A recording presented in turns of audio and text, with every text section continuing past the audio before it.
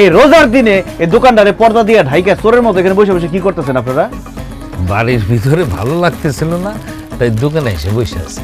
দোকানে এসে বসে আছেন ভালো কথা, কিন্তু আপনাকে দুজনের হাতে রুটি কেন? এই রুটি কেন? ওসমান, আমাকেও আসলে জিনিসটা ভুল হয়ে গেছে। আমরা যে রোজ হাই জিনিসটাই ভুলে গেছি। এই যে দেখো না, এলে কিন্তু মনের ভুলে রুটি কলা হাতে নিয়ে বসে রয়েছি। ভাইজান মিথ্যা কথা কইবেন না, আপনারা ইচ্ছা করে খাওয়ার জন্য এই রুটি নিছেন।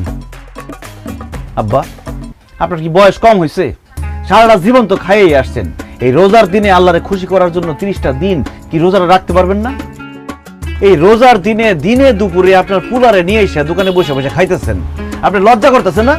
লজ্জা তো লাগে রে বাবা, কিন্তু কি করব, ক্ষুধা লাগছে, খুব কষ্ট হইতেছে। আর রোজা রাখা অভ্যাস নাই তো। আব্বা, অভ্যাস না থাকলে অভ্যাস করতে হইব।